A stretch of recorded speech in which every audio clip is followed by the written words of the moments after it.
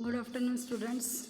हम देख रहे थे कि जोधपुर से हम लोग जोधपुर घूमकर रात को जब सूर्यास्त का हो गया तो हम अपने विश्राम स्थल पर आकर अपना विश्राम करने लगे। फिर उसके बाद में दूसरे दिन जोधपुर से जैसलमेर रात्रि की गाड़ी थी। जोधपुर जैसलमेर एक्सप्रेस से तत्काल का आरक्षण कराया और चल पड़े। अब रात को हम जाकर हम यहाँ पर आके रुके और तुरंत रात को गाड़ी थी तो हम वहाँ से निकल गए और जोधपुर से कहाँ जा रहे हैं हम? जैसलमेर का किला देखने जा रहे थे।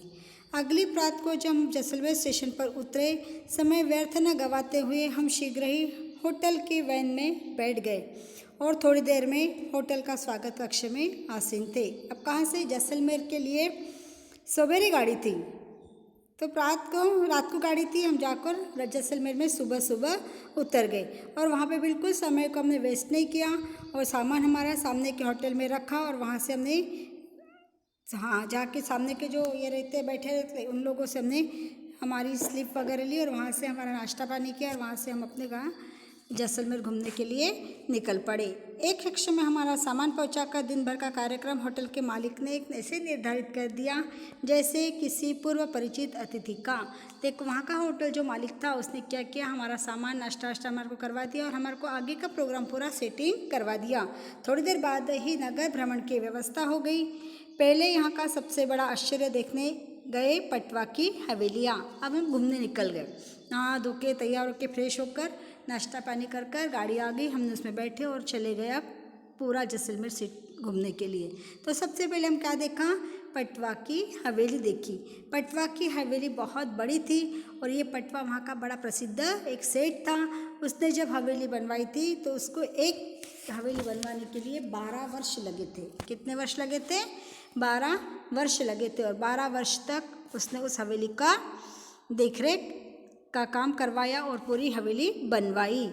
और हवेली बनवाने के बाद में शहर के मध्य में खड़ी ये 5 हवेलियाँ कलात्मक वास्तुशिल्प का अद्भुत नमूना है। एक हवेली को 12 साल यानी पूरी हवेलियाँ बनते बनते 12 साल लग गए और ये हवेलियाँ इतनी सुंदर इतनी खूबसूरत थी कि इसकी वास्तुकला देखते देखते सब आश्चर्य से हम थकित होते थे। इतनी सुंदर वास्तुकला थी। इनकी छतें बहुत ही खूबसूरत पत्थर के खंभों पर खड़ी है। हवेलियों में पत्थर से बनी जालियों का काम, कई पारदर्शक झरोके, सोने की कलम से की गई चित्रकारी, सीपी और कांच का कार्य पर्यटकों को आश्चर्यचकित कर देता है। धन्य है शिल्पकार जिनके हाथ और मस्तिष्क ने ऐसा करिश्मा किया है। करिश्मा यानी जादू।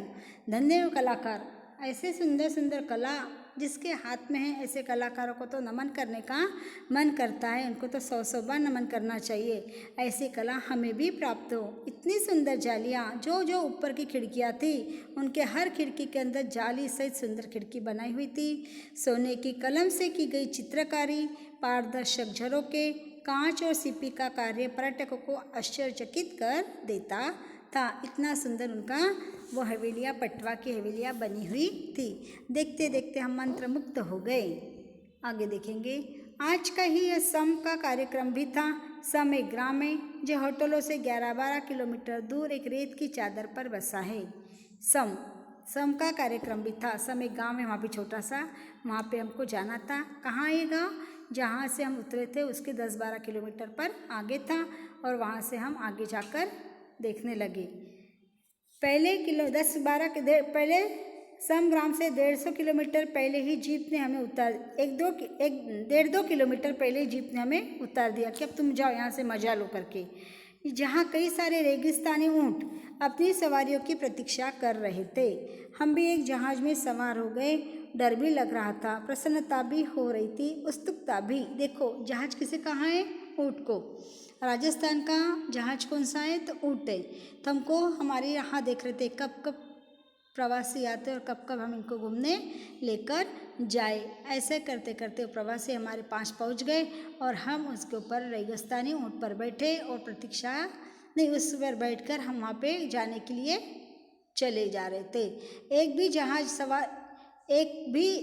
हम भी एक जहाज पर सवार होकर चलने लगे। डर भी लग रहा था इतने ऊंचे ऊँट पर बैठने का। प्रसन्नता भी हो रही थी, उत्सुकता भी हो रही थी और हमारी मंजिल थी कि सूर्यास्त के केंद्र बिंदु ऊँट की सवारी का पहला अनुभव भी था कि सूर्यास्त के पहले सारी वहाँ की अनुभव करें कि कैसी मंजिल है, क्या है करके। ऊँटों की कतार ही कतार पर सभी नर नारी बाल वृद्ध सवार थे। बाल वृद्ध छोटे बच्चे और बड़े बुजुर्ग उसके ऊपर सवार थे ना, उसके ऊपर सवारी कर कर घूम रहे थे, मजा लूट रहे थे। शायद सभी की हृदय गति वैसे ही धड़क रही थी जैसे हमारी भी रोमांचकारी और मनोरंजक। कोच ऊँट अपनी सवारियों को गंतव्य तक पहुंचाकर वापस आ रहे हैं।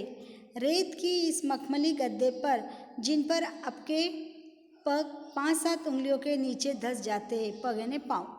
देखो ऐसी रेत थी नरम सुध कि मखमल के जैसी, उसके ऊपर पाँव रखो कि पाँव 5-7 फुट नीचे चले जाए, 5-10 अंगुल नीचे चले जाते हैं। पंक्तिबद्ध ऊँटों की कतारें, उन पर रंग बिरंगी पोशाकों को आसीन पर्यटक शायद अपने गिरने का भय में खोए दम साधे बैठे थे। देखो डर, रंग बिरंगी पोशाक, सब राजस्थानी पोशाक पहन लिए, बढ़िया तैयार हो गए, उसके ऊपर बैठे पर डर लग रहा था गिरने का, तो अपना दम थामे बैठे थे। देखते ही देखते हम सब अपने गंतव्य पर पहुंच गए। क्या अद्भुत दृश्य था। बच्चों के खिलौने, दूरबीन, चीज, कुरकुरे, खाकड़ा, चाट, पकौड़े जैसी अनेक वस्तुएं पर के विक्रेता चलती फिरती दुकानों की तरह घूम रहे थे। देखो अपनी कमाई करने के लिए क्या क्या करना पड़ता है। तो कोई खाकड़ा बेच रहा, कोई चाट पकौड़े बेच रहा, कोई कुरकुरे, कोई चिप्स, कोई दूरबीन, कोई बच्चों के खिलौने, ऐसी सारी वस्तु ले लेके अपने हाथ में लेते हुए ऐसी छोटी सी दुकान चलते फिरते हर मुसाफिर के पास में आते कि खरीद लो बाबूजी, खरीद लो बाबूजी, ऐसे करते करते उनका दिन गुजर जाता है।